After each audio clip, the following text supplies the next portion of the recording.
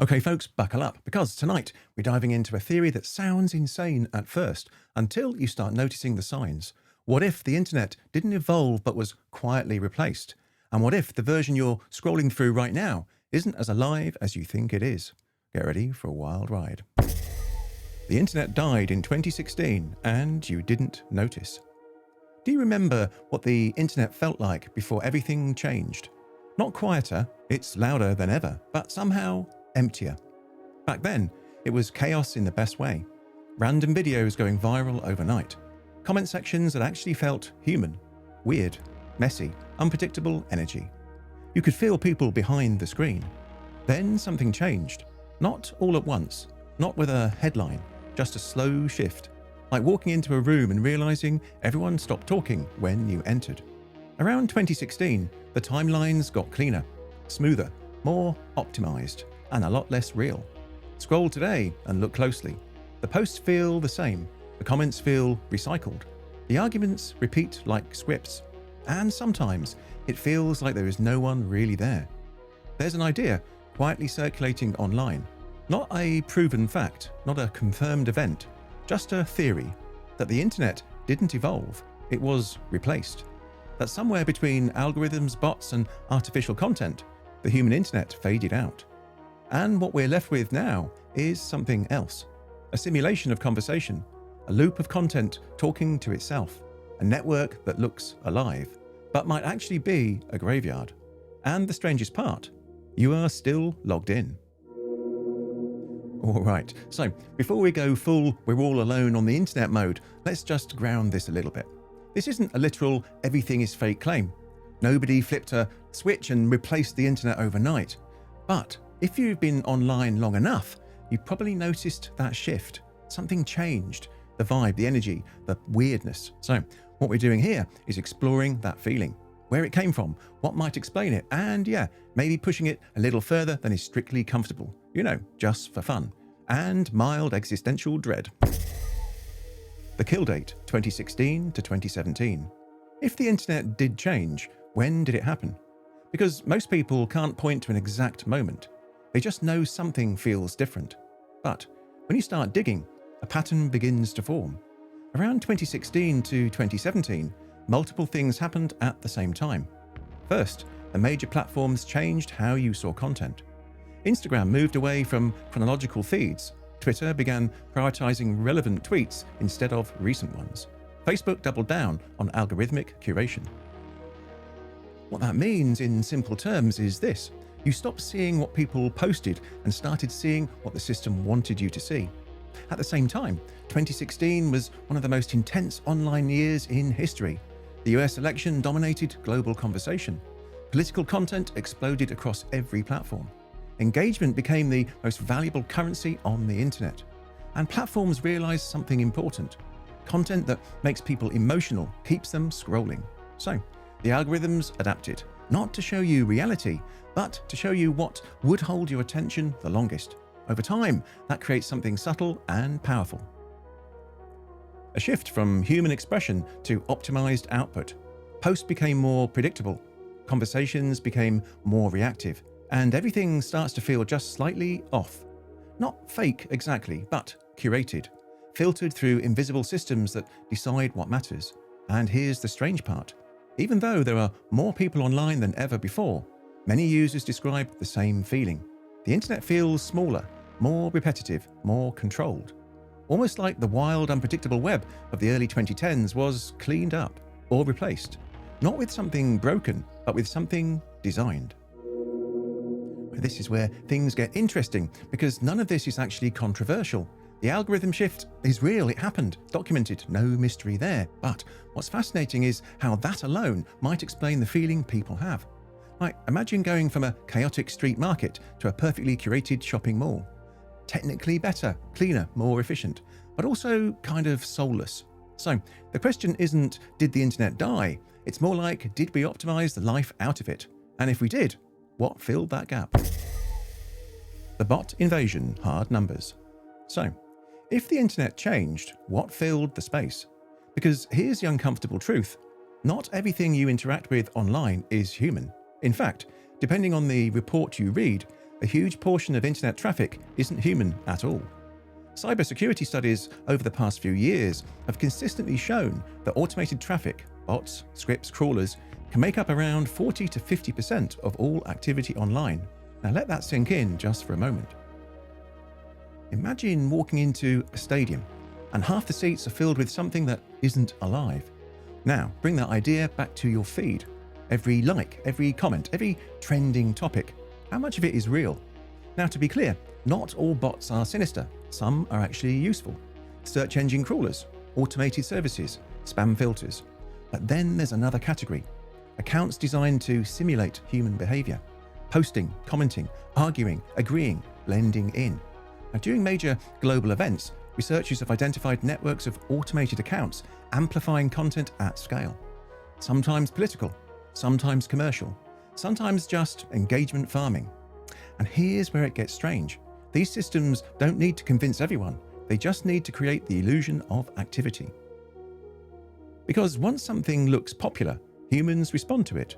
We join conversations that already seem alive. We trust engagement that appears organic. And suddenly, a loop forms. Bots create momentum. Humans react to momentum. Algorithms amplify both.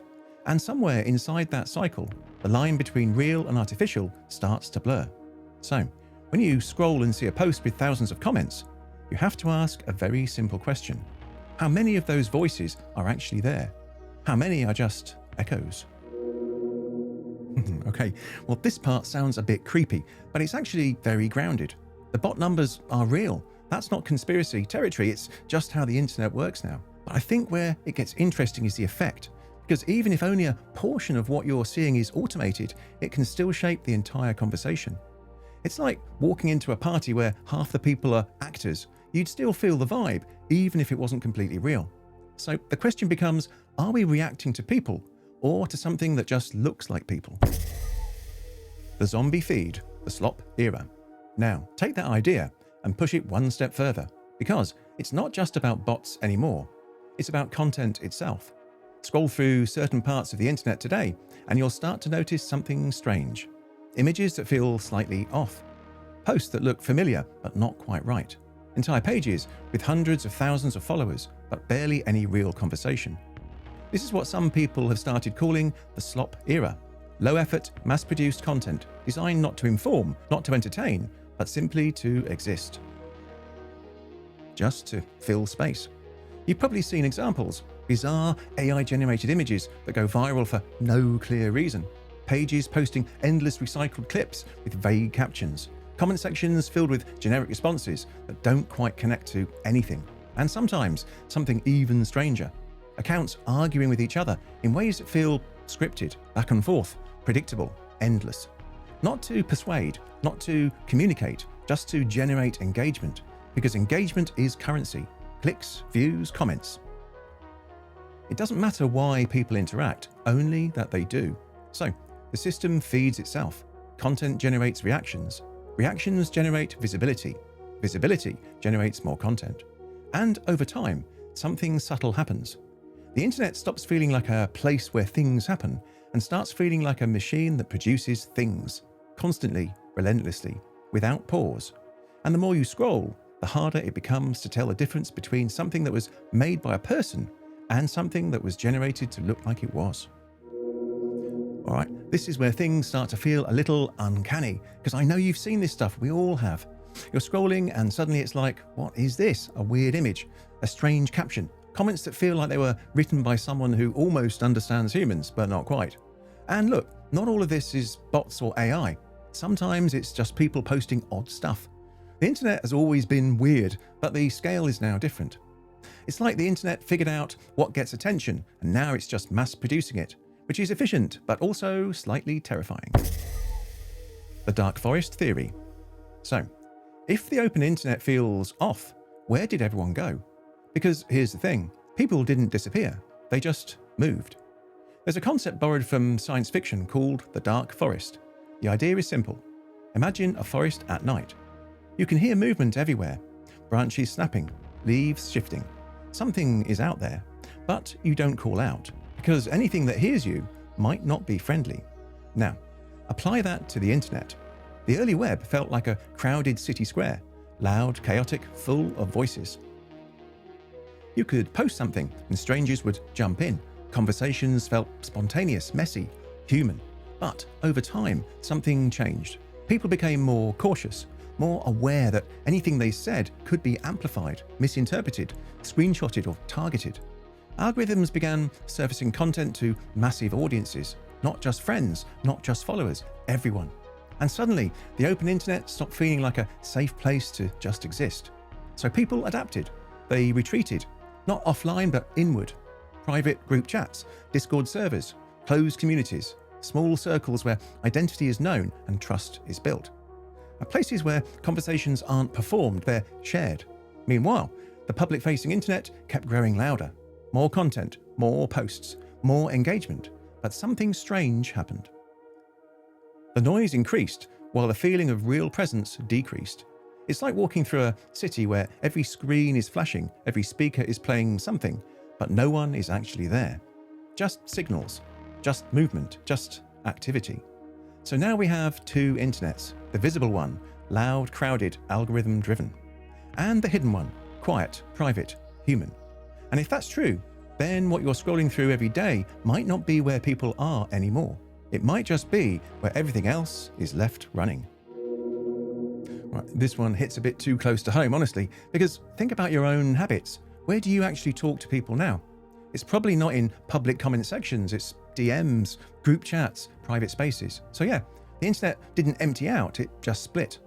A public internet became performance, private internet became real life, which kind of explains why scrolling sometimes feels like you're watching something instead of being part of it. Now, like you're outside the conversation, looking in, which is a weird place to be. Ouroboros, model collapse. Now, let's take this one step further. Because if the public internet is increasingly filled with automated content, and humans are spending more time in private spaces, then what exactly is the internet being trained on? Now here's where things get a little technical, but stay with me. Modern AI systems learn from data, images, text, videos, patterns. They study what already exists and then generate new versions of it. But what happens when the data they're learning from isn't fully human anymore?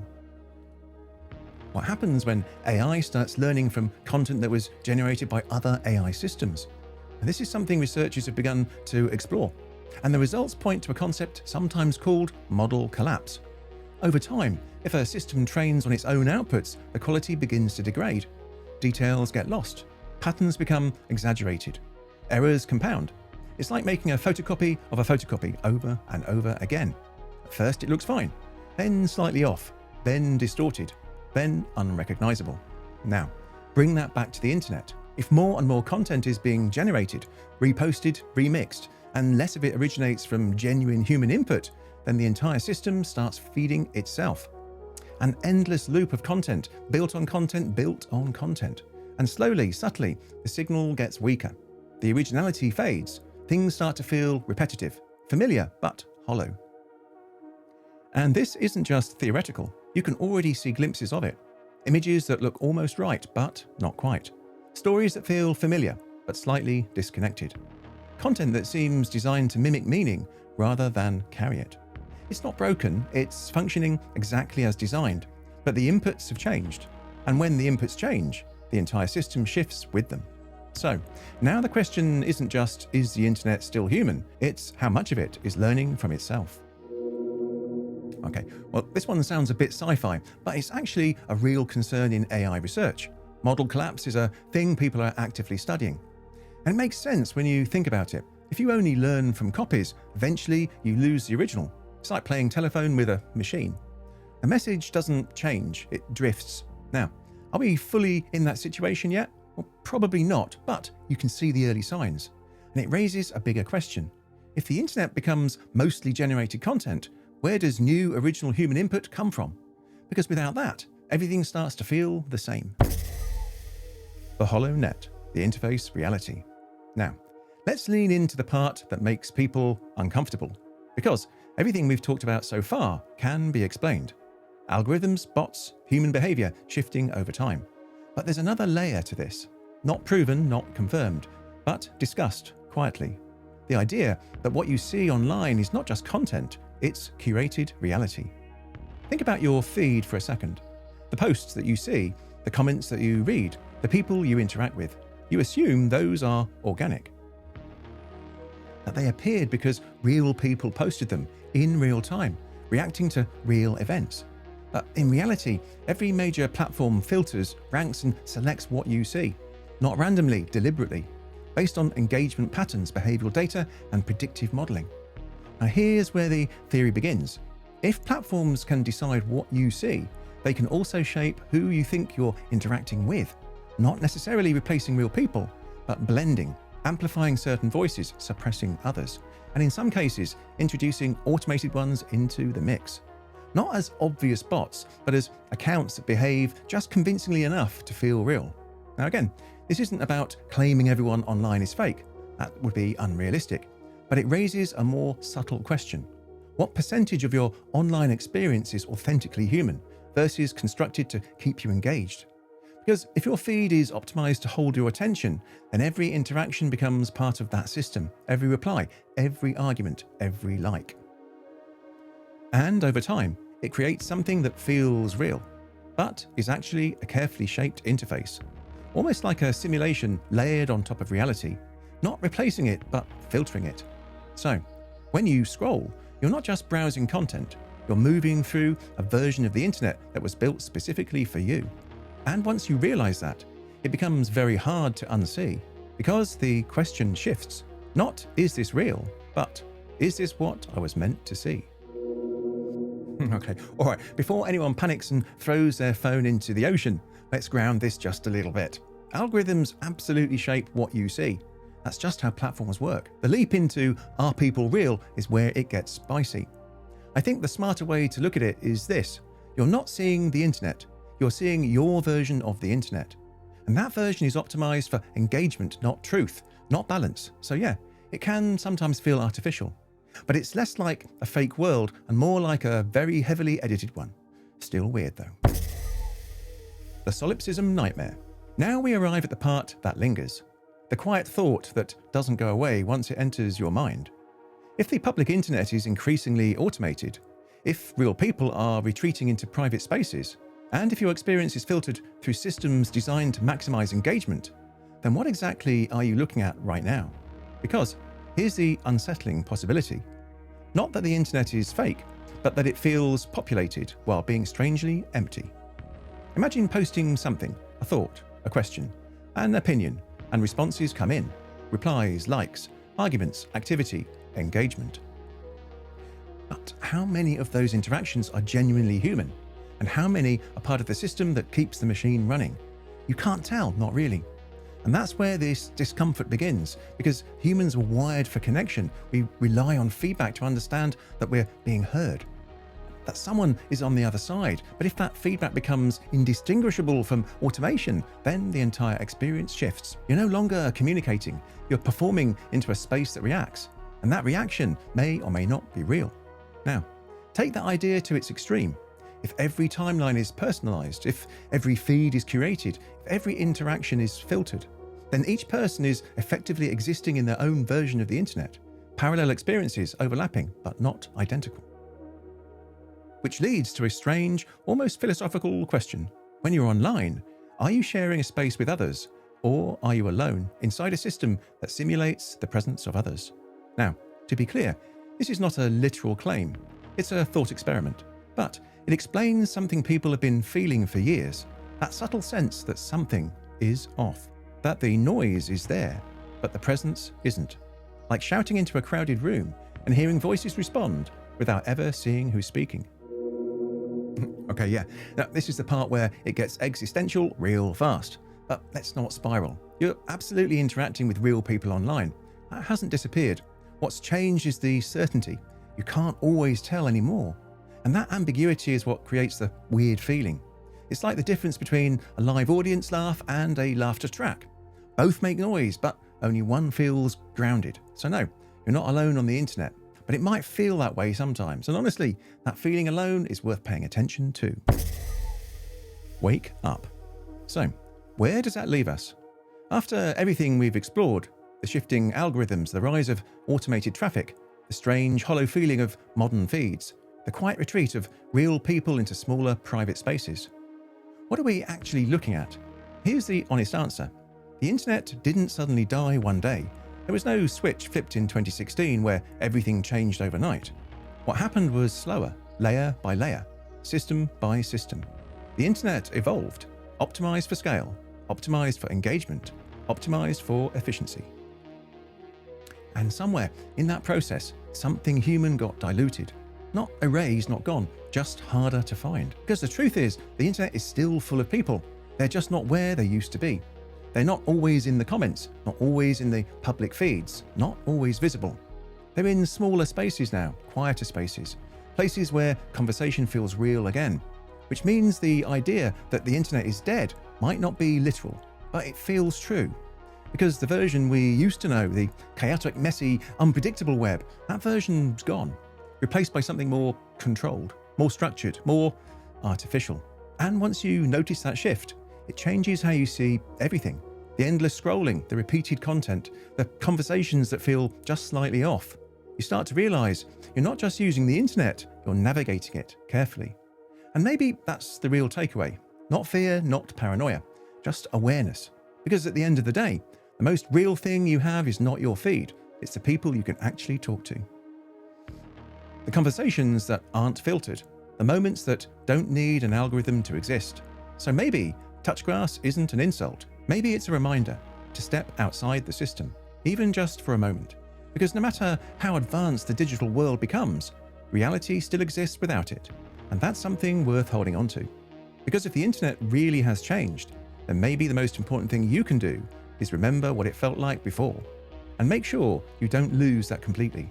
The internet might feel different now, but the real world, that is still fully online. Alright, so no, the internet didn't literally die, but it definitely changed. And I think that's the key point here. This isn't about panic or conspiracy, it's about noticing patterns. The internet got bigger, faster, smarter, but also a bit less human in the process. And honestly, that's kind of inevitable. But it does mean we have to be a bit more intentional with how we use it, find real conversations, step outside the noise occasionally, and maybe don't argue with a profile picture that looks like it was generated 5 seconds ago. Just a thought. Thank you for watching, and I hope you enjoyed this one. I've just started a second channel, Chronicles of the Drift, so please stop by and check it out. Link in the description below. If you'd like to support the channel further, I've got Patreon and YouTube memberships. Again, links in the description below. Also, don't forget to check out the Mysteria Archive podcast, available on the YouTube Music app. And as always, don't forget to like, share and subscribe. It really helps out the channel and I'd really appreciate it. Okay, my friends, be safe. And until next time, stay curious.